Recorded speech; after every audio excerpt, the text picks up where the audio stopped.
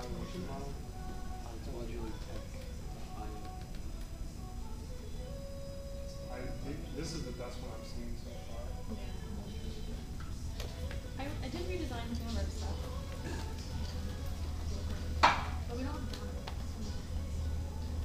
Like our ticker stuff is like zeros and Yeah, that's why you used to pay for that.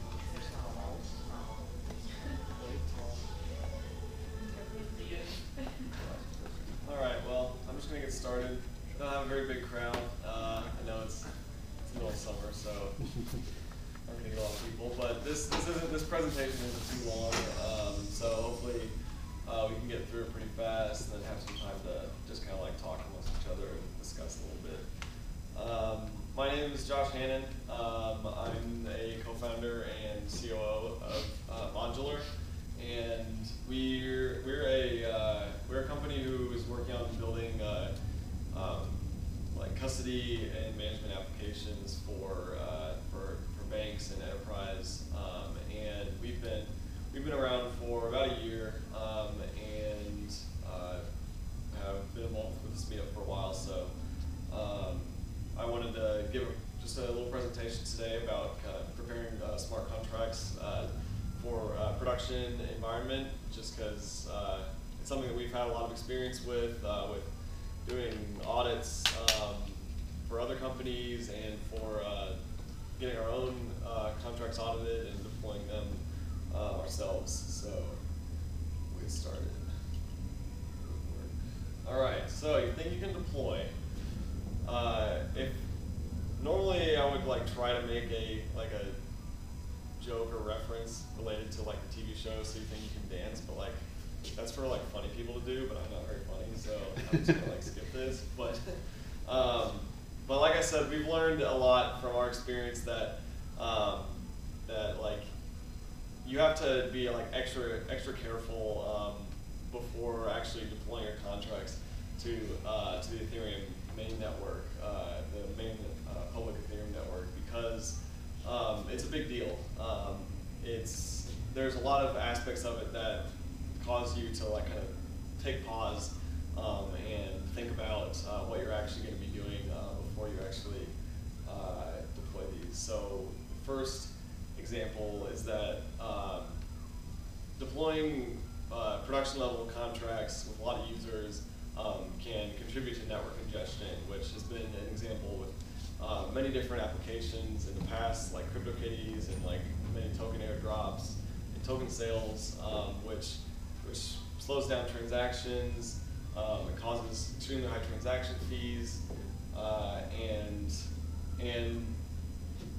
there's no reason to contribute to that congestion unless like you're ready for the big time. And then the last reason is that there's real accounts with real Ether on mainnet that are going to be at stake and potentially threatened if you aren't properly prepared for your deploying. So I'm giving this presentation because recently we've partnered with another company called QuantStamp.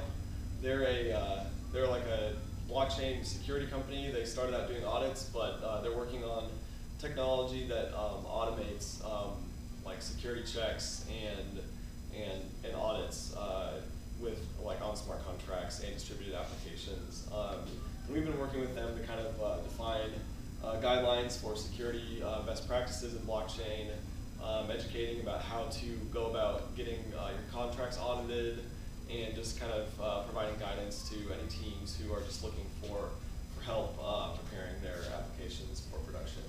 And we are looking for other partners, so if anyone here is interested, we can talk later.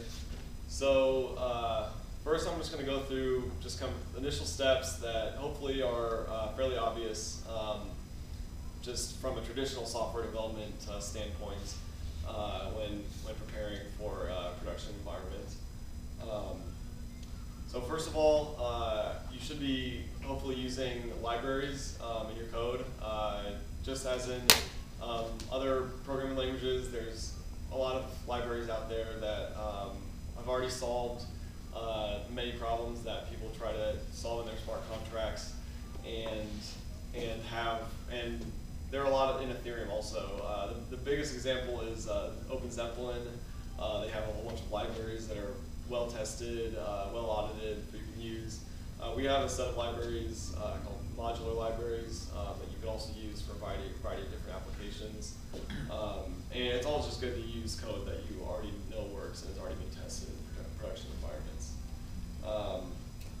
Second of all, good to test thoroughly on your local machine, running like local blockchain, or on like the many Ethereum testnets like Ropsten and Rigby or Coven. So you can get some real, get your contracts in a real environment before you actually deploy them to the main network. Second of all, Truffle came out with a debugger earlier this year, and it's really nice to use. So you can use that to debug your code. There's a code coverage tool. There's actually two. One that we use is called Solidity Coverage. I'm going to have a link on this slide if anyone wants to visit that.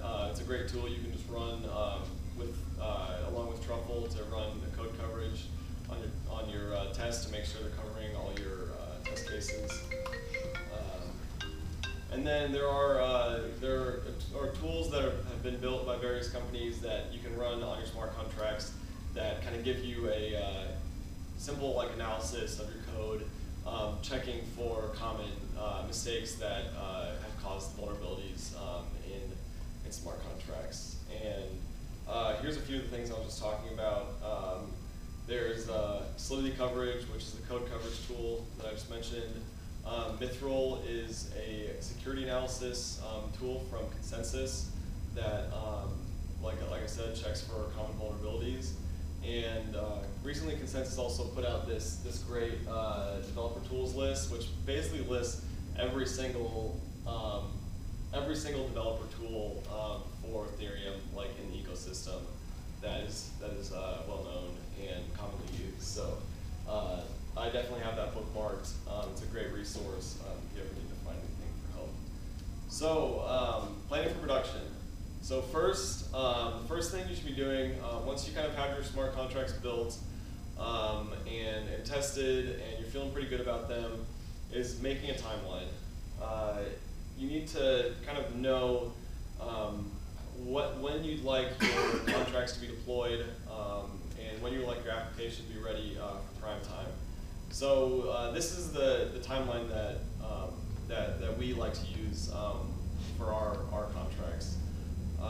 So obviously first, you have to get all of your local testing, personal testing finished, and then definitely getting all the documentation along with that really fleshed out so anyone can understand your code.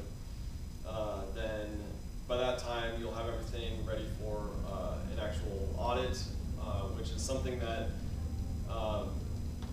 almost any smart contract should be audited before going on mainnet, just because there's so many possible vulnerabilities in Solidity that it's pretty necessary.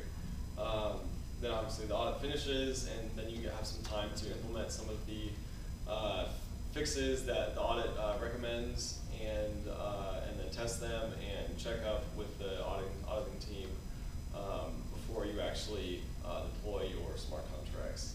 So it's good to make this timeline so you can give yourself time and have those steps planned before production.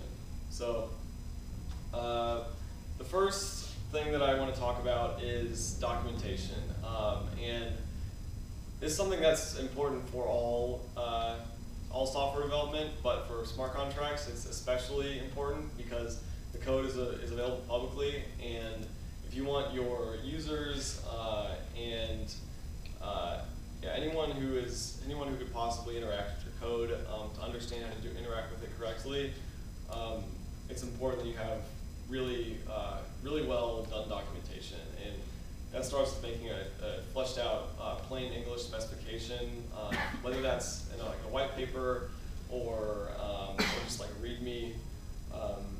it's really important that that's really easy for anyone reading it to understand, no matter the technical level.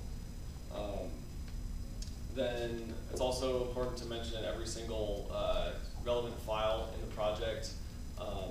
So you'll say like which files like aren't actually included, aren't being used, which ones are only for testing, and which ones are actually used and actually are being deployed, so anyone who's using it can understand.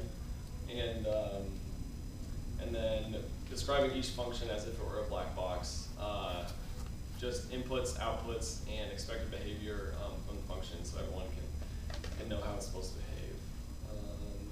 And then diagrams. This is something that we're still trying to get a little bit better about, but a really well done diagram does like so much for understanding how code works and how smart contracts are structured. So if you can do that for your code, that is icing on the cake.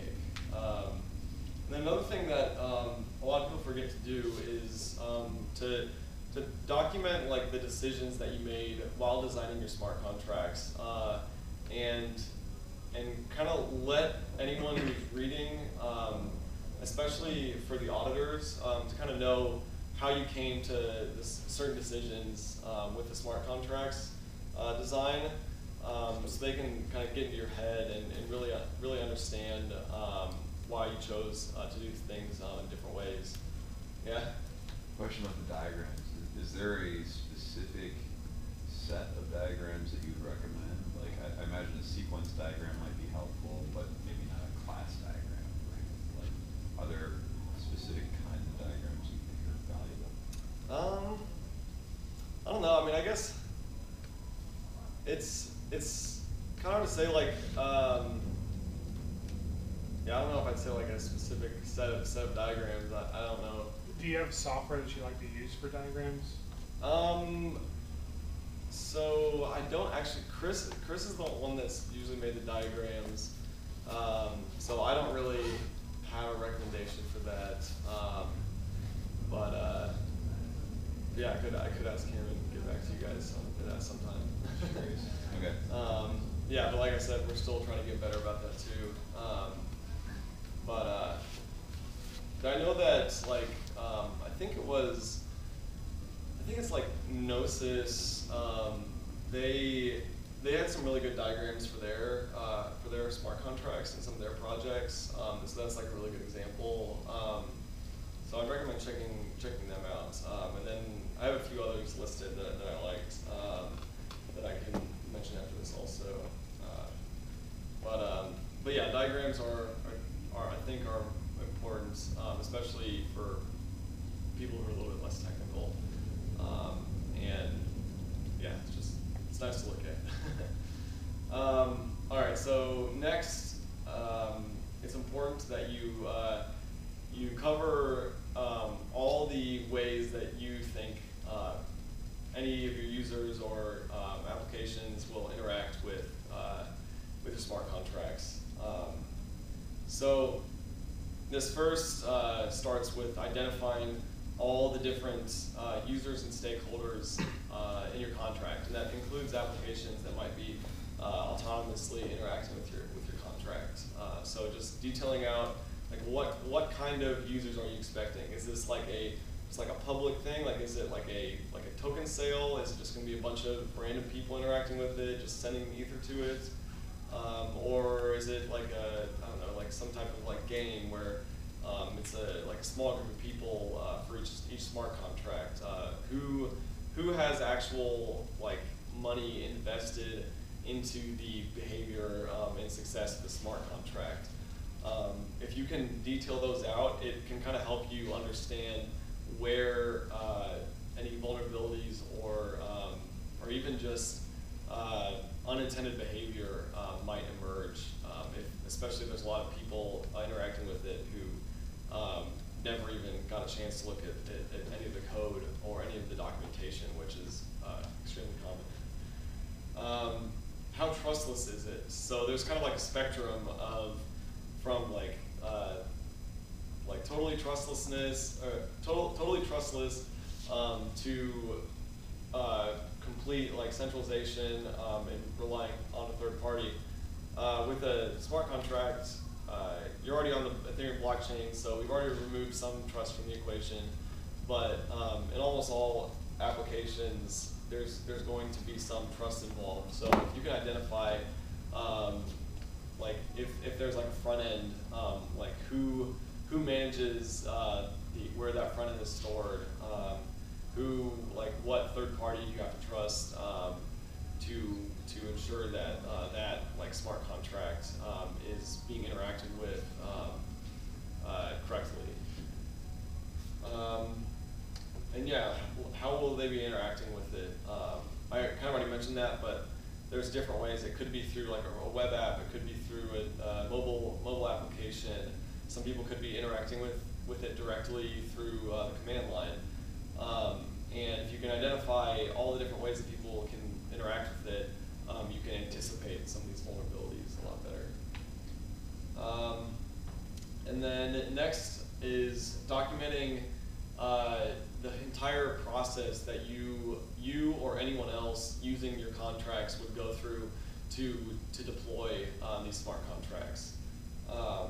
And so this is just pretty much writing down and detailing every single step you take from start to finish for the entire process. So that includes version numbers for any packages you might be using for like the Solidity compiler, which compiler version you're using, any other packages that might be connected to it. If you have multiple smart contracts, you're going to be deploying those in a specific order, especially if they have like dependencies on each other. So detailing out which specific order you actually need to deploy these in is extremely important in case somebody else might be deploying them or might be reusing them. And then constructor parameters. Smart contracts have the constructors that are used to initialize the storage and the functions in the smart contracts. So if you can specify what the parameters are for all the constructors in your documentation, then anyone who is auditing or using your code will know exactly how they would deploy it themselves if they were testing it or using it themselves. And then also for when you deploy it, it's good to let everyone know what you actually sent for the constructor parameters, so they can understand how your smart contract's functioning. Then clear instructions in the README are extremely important in case anyone wants to actually kind of mess around with their smart contracts themselves. If they want to test it to make sure everything's working correctly, if they want to actually tweak it to make some contributions to it, or for auditors, when people are auditing your contracts, they're going to want to pull the code down themselves, run tests on it, and run everything on themselves to make sure that everything's working correctly for the audit. So including that in the README is really important. Got that. And then a lot of times you'll need to include some references if you're using any libraries or packages in your code, and you need to reference some like publication or blog post that details some of the more specific and detailed interactions in your code, then making sure that you include those references is really important, so people can kind of be able to get that background knowledge that they might need to understand how your code works. And then last is just making sure that your entire code base is nice and clean.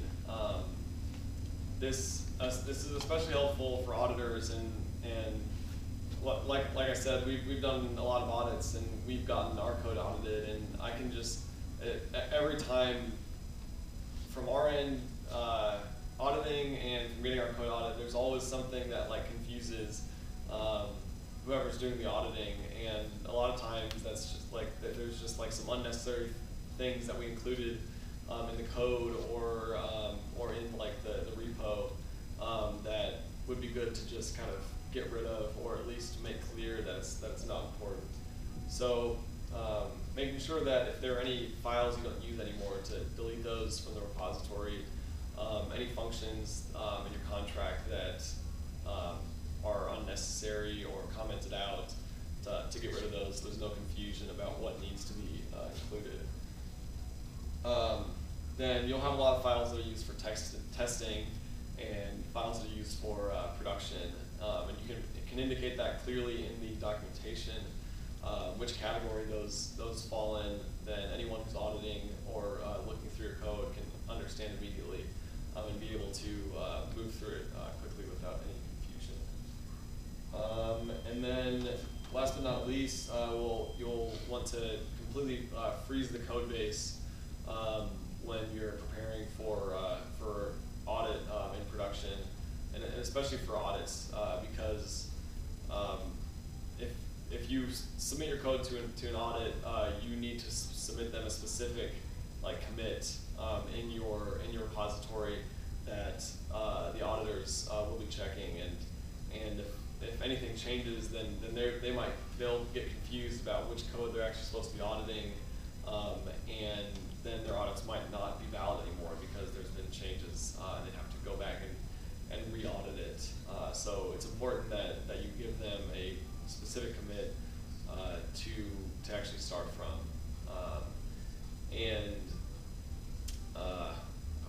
I just thought of something else to mention about that, but I'm blanking right now. Oh yeah, and that just kind of emphasizes the fact that if you are planning on deploying your smart contracts to mainnet or getting audits, you should be, your team or whoever's building these contracts should be almost 100% confident that these are ready for production. You don't send them to an audit if you're just kind of like, these are okay, I guess, these things might be ready. Because then if you're not sure yourself, then you might have to get audited twice. Like there's a ton of things you have to get fixed. So it's important that you're confident about it before you go through any of these steps. Yeah, and then it's time for the audits. When you're actually getting your code audited, then it's really important that you set up a line of communication with yourself and whoever's auditing your code, so you can have constant feedback. Some firms do things differently. Some firms like to just get the code and then just kind of go into their cave and just audit it. Like that's what Zeppelin likes to do.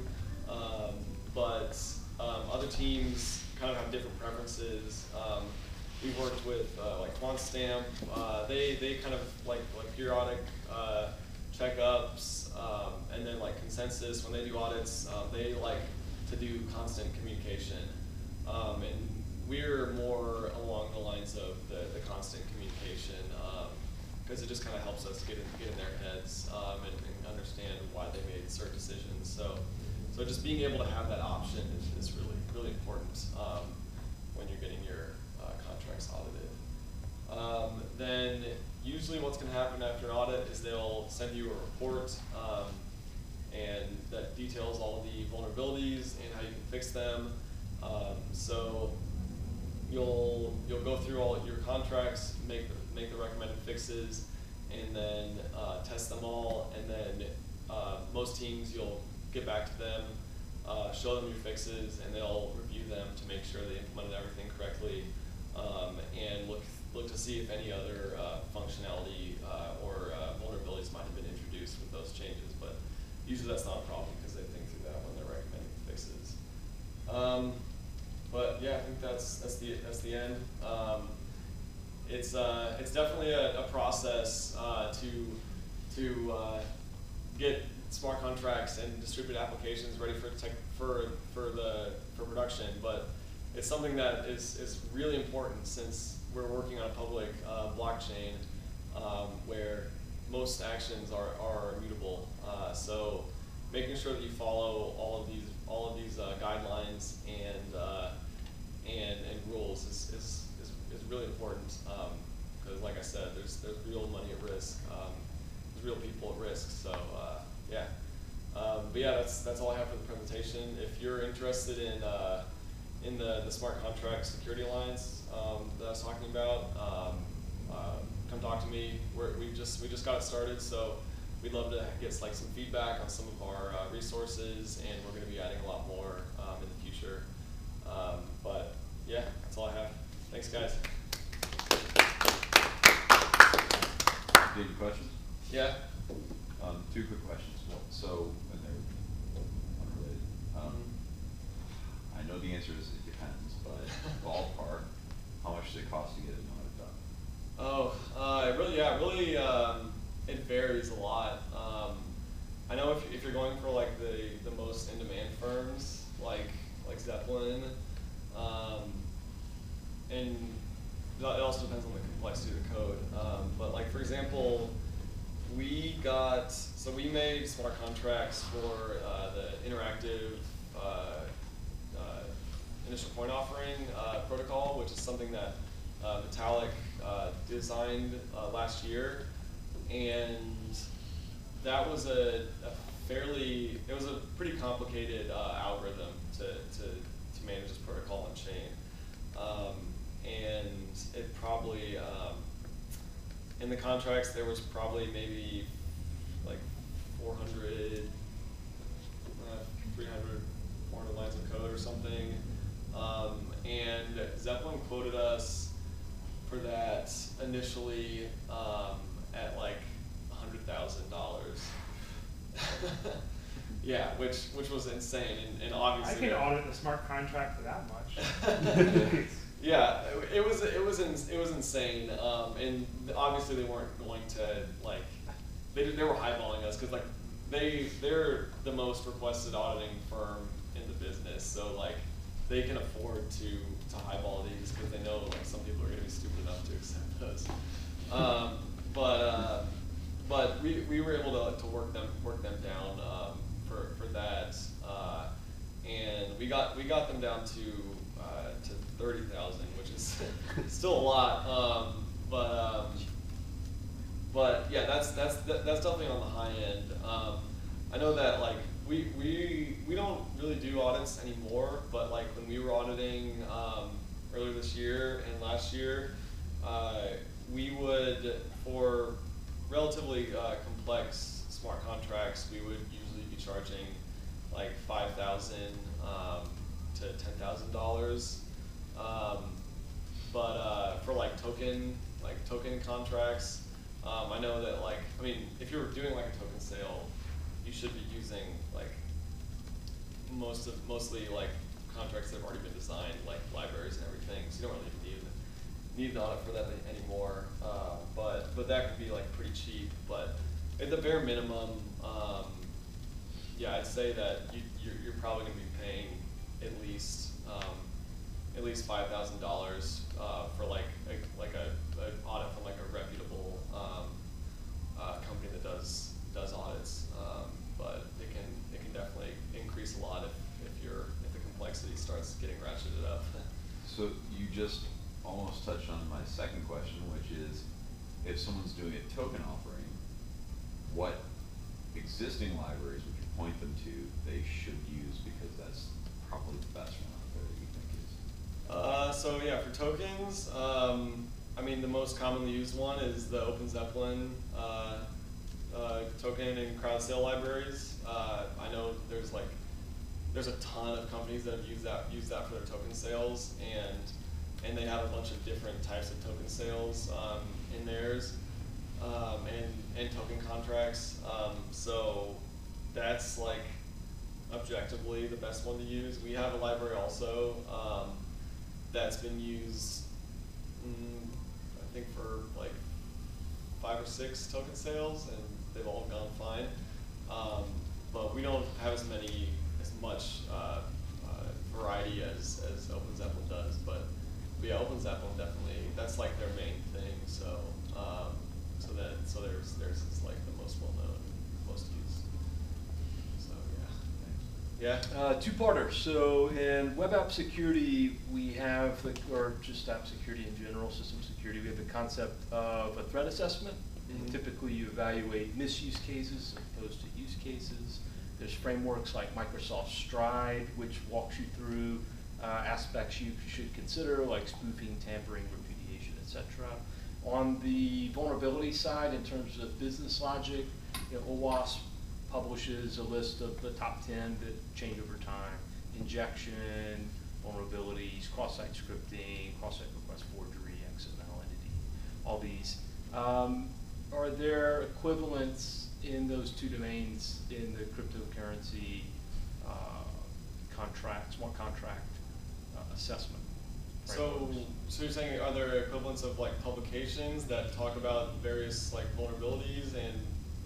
Yeah, I think it would be either a publication or a standard for threat assessments or for the categorization of vulnerabilities.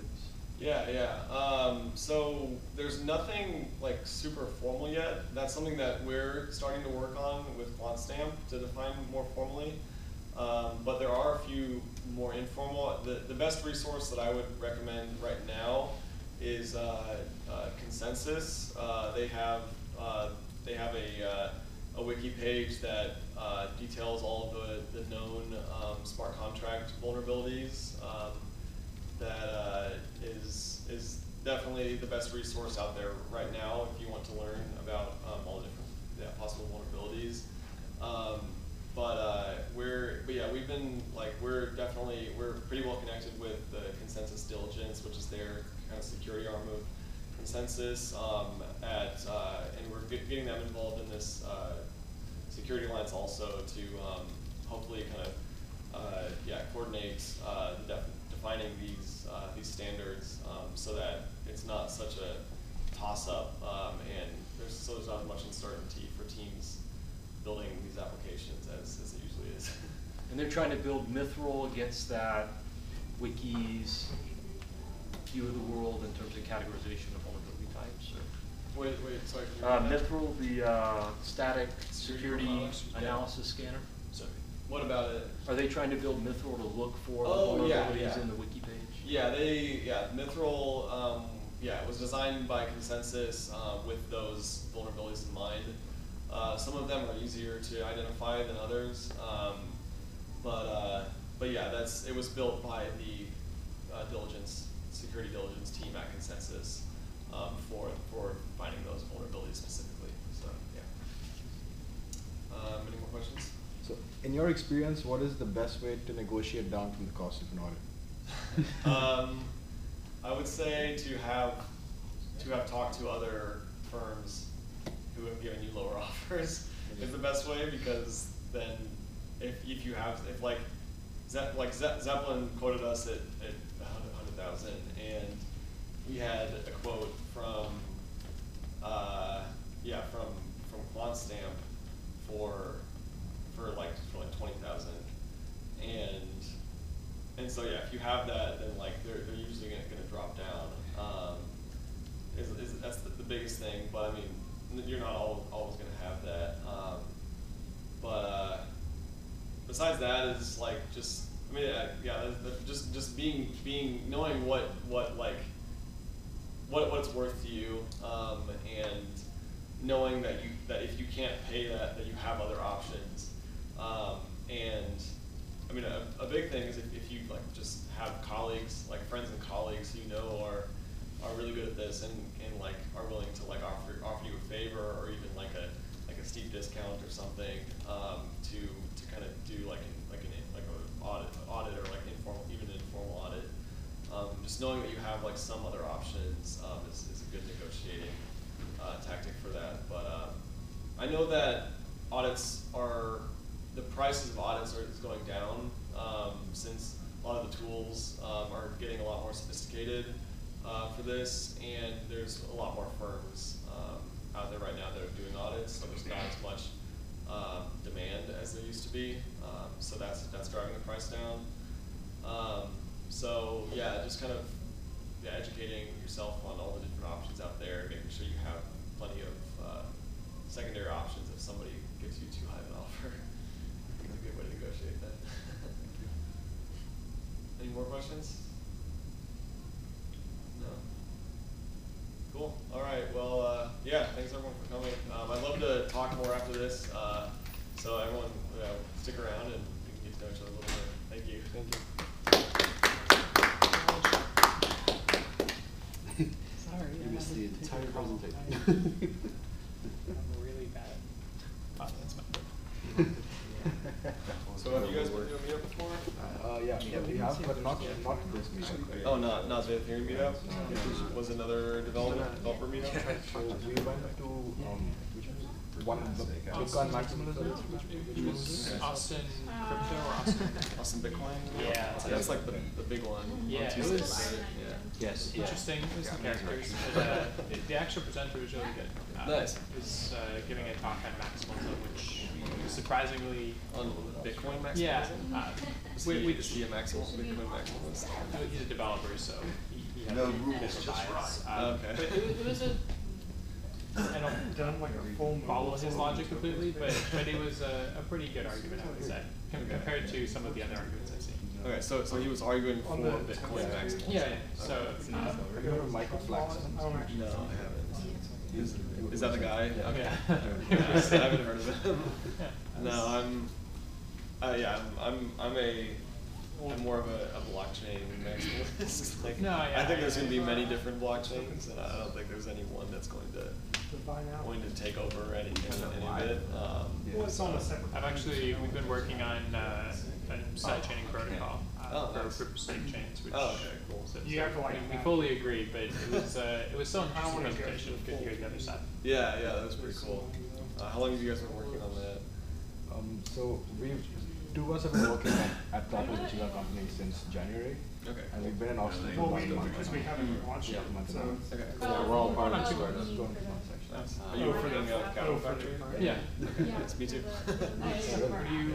Sorry, I completely missed your presentation. I didn't really talk about much about what we're actually doing, but yeah, we're focusing on making crypto asset like custody and management applications for businesses.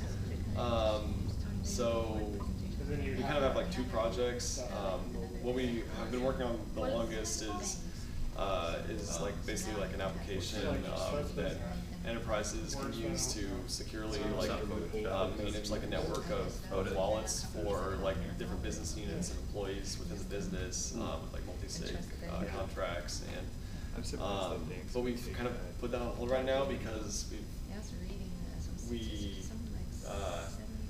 we don't see that market actually coming to like fruition for a while until like scaling is there.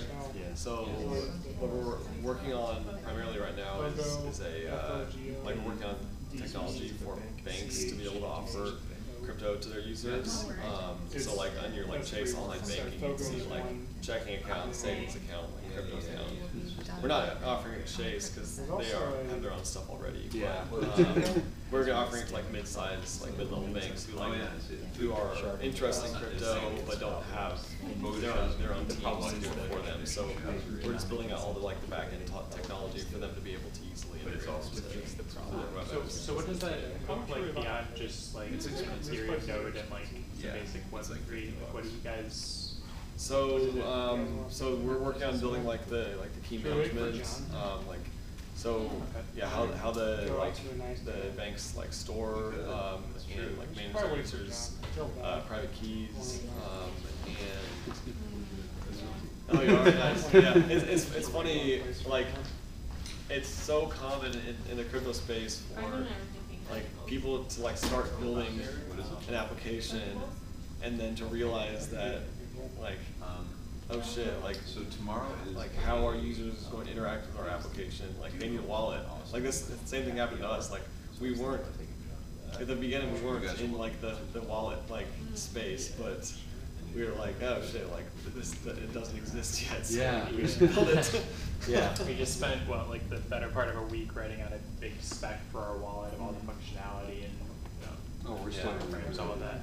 Friday, we even went It's a Yeah. process. Yeah, so the key management's a big thing, and then managing all the like the nodes you're running and being able to like kind of but it's like dynamically like change like your like which ones you're using depending on like how it's being used and how like managing like the bank's like reserves of like assets and like interfacing with like a like fiat like crypto exchange. We could do sushi.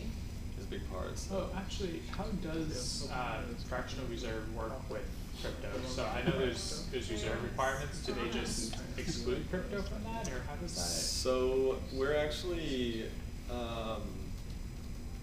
we're probably going to Yeah, I kinda like we're actually probably just gonna like relay the transactions to another exchange because we've been talking to a lot of banks and they're not most of them aren't really comfortable with actually keeping their own reserve of like cryptocurrency. We still think it's like a possibility, but like, I do know most of them just don't There's a deal good with time that limit. right now. So like if they need to like if they need assets, they'll Yeah, have I like a remember driving by direct that like yesterday wire going, to like I the totally forget Coinbase like that we have to API change that every day. that they'll just be able to like initiate okay. transfers like pretty quickly. So are there reserve requirements on crypto deposits? So fucking. I'm not totally sure. That's definitely not like my main area of expertise. We've got another guy in our business who's like handling that mostly. What's So, the company? my company's called Modular. Oh, Yeah. that's why Yeah, modular was on the screen. yeah, But yeah. I wasn't sure if that was like just the ending slide of like Ethereum should be modular. The entire presentation. Yeah, sometimes Sorry, it can create it's some long. Sometimes it can create some confusion, but yeah, it works out pretty well. We used to call ourselves modular, but we used to spell it MAJOOLR, and everyone's like, "Majular, what's that?" We thought we were clever, but we realized that was a terrible idea.